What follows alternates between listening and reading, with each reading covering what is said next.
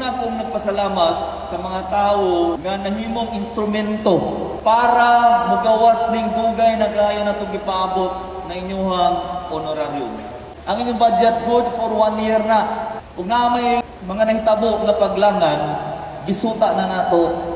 Siguro, kamo nga mga leaders, instrumental kayo, importante kayo sa pagkasikaso, sa inyong mga reporting, kung sa baba nyo ang kinahanglan na dokumento, atuwa lang yun na siyang i-comply. Paspasan lang na to para paspas po ang inyong honorarium. So ganyan na siguro, I assume, before ko ni Anhid dire, ato ang lecturers, mga mamumulong, nagdisgot na anak, nauunta na naanay mga improvement na mahitabo. Mga padali na nato. Kaya walay rason na malangan tungod kay naman ang kwarta kanunay. Kung nalangan man na mga papel o dokumento, sugod sa inyo ha, hindi pasubay na itong asa mga opisina matangtong para malikayan na nato na usahay, daghan kayong mga istoryang naabot. Napaka may honorarium, of course na. Kung nalangan man galing tadag, kani mga rason na ito ning gitanaw o gisolusunan para di na tamalangan pag-usap. But anyway, I'm so confident and I'm so positive. I'm so optimistic nga kining problemaha will soon end because by the next ninyo nga dawat, it will be more regular. Dili lang kay karon January, Agosto na tayo. Gusto na. Nga karon pa mo nakadawat. Okay lang unta kung malangan, bahalag langan sa Marso na ana or Abril. Ug tagtulog ka bulan ang inyong hangwa, dapat Abril na ana ang para sa first quarter. Nya human pod sa second quarter, April, May, June, pagka July na ana. Nya trabaho na pod ang katong para sa third quarter. Third quarter, July, August, September, pagka October. Ni last quarter, maning kamot ka nga before January na ana.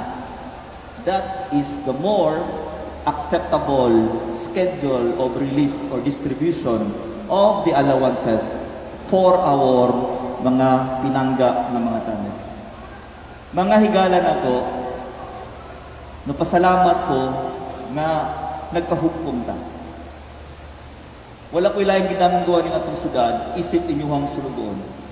When I assumed office last July 1, 2019, I convened and met all the department heads and all the public servants to discuss about kung unsang direksyon nato dalon sa pagpangalagad ang katawhan sa syudad sa Digos.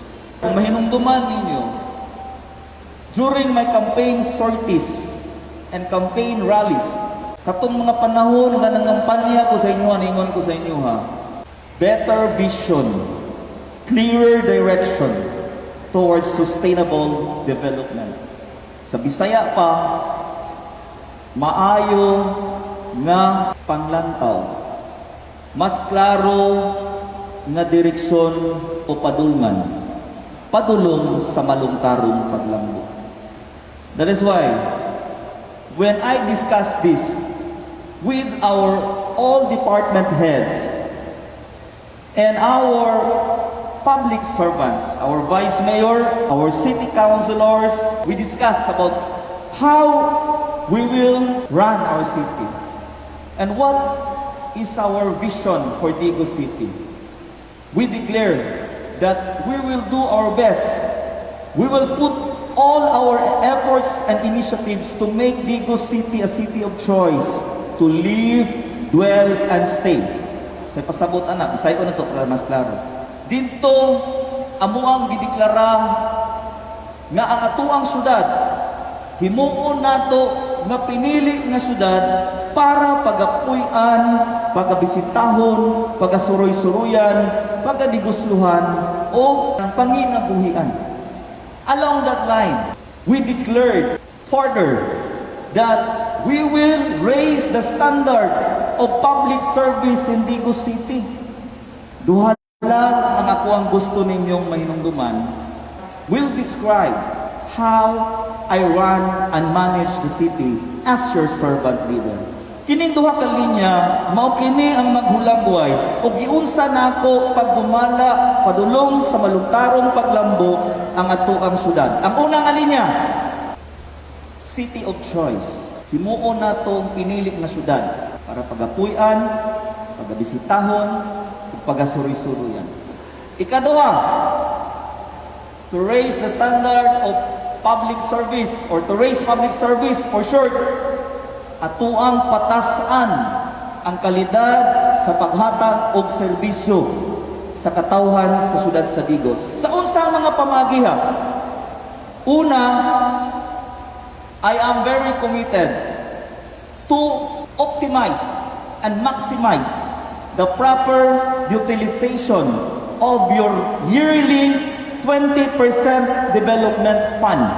Kada tuig, aduna tay dili mo minus 170 million pesos na pondo pangkalambuan nga sa akong pagtuo kining kwartaha importante na tarungon paggamit ka maora ni makita sa tawo.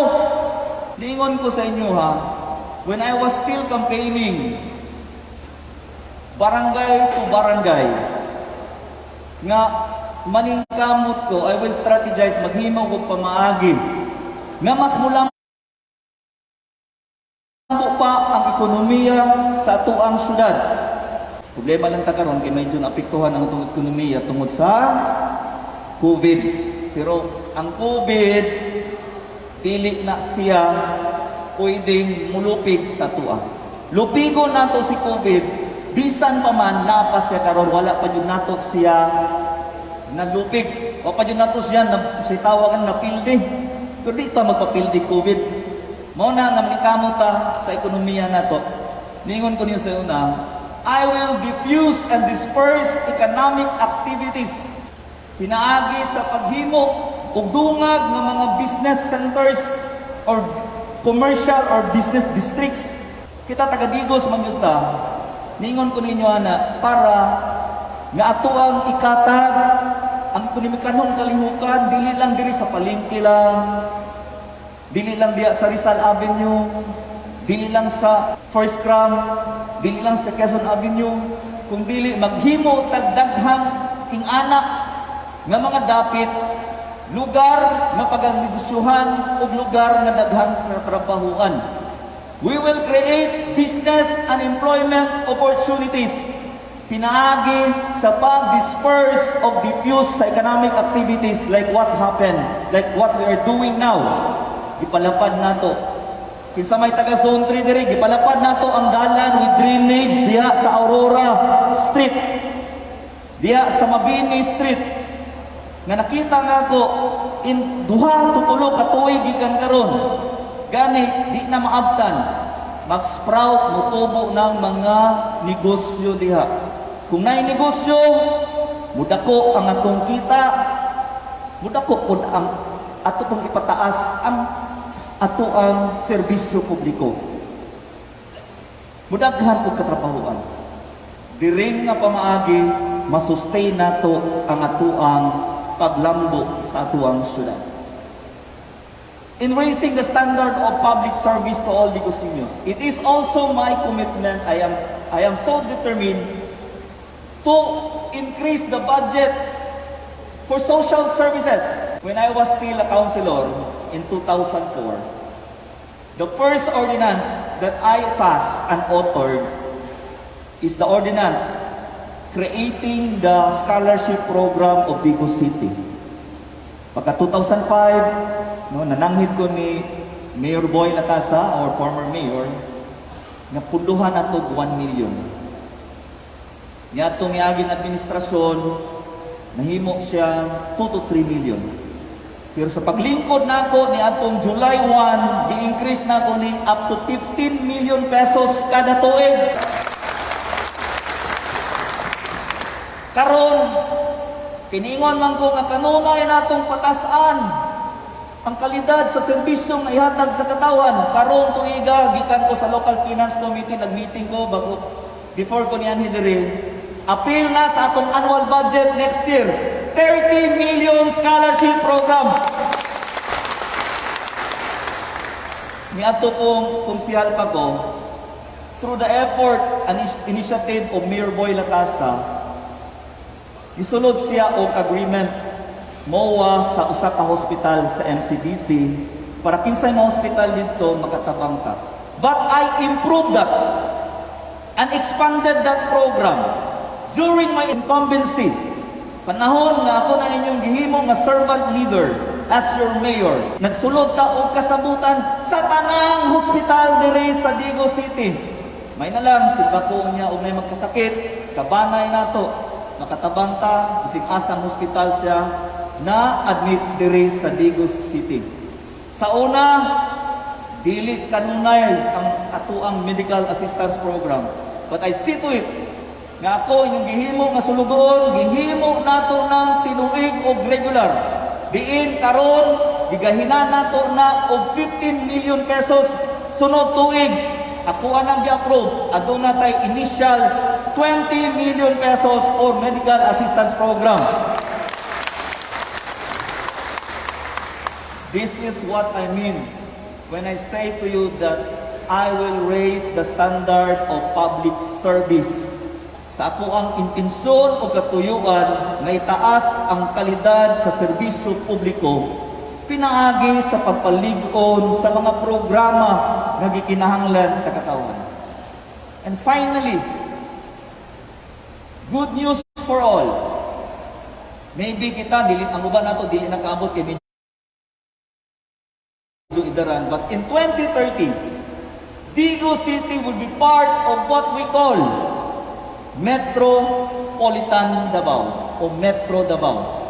It is already legislated, nanay balaod ana, but wala ko nagpaabot sa 2030. Karon padaan, gihikay na nato, gipreparar na nato. We will embrace development. Ato ang sugaton, ato ang gatson ng paglambo. Pinaagi sa pagpangandam, uban sa pagpangandam ni ini. Ipangandaman na nato ang paglambo sa tuang syudad. Was what I said, optimum utilization of our 20% development fund.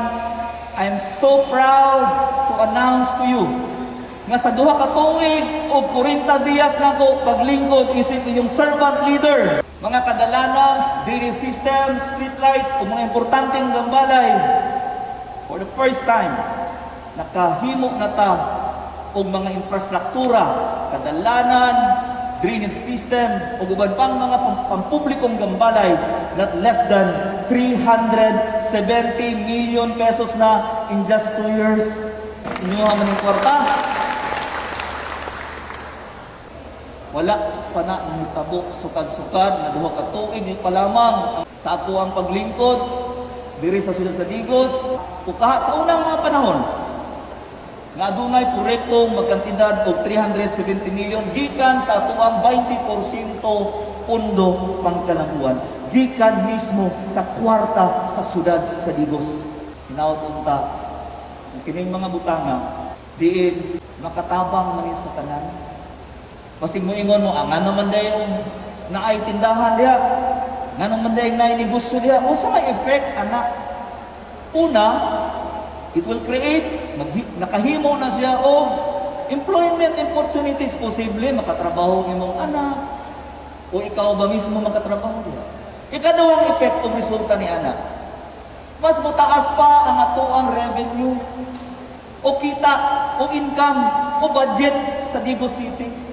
Kanang giingon ako nga social services of livelihood. By the way, nabutay livelihood program, regularly 10 million na.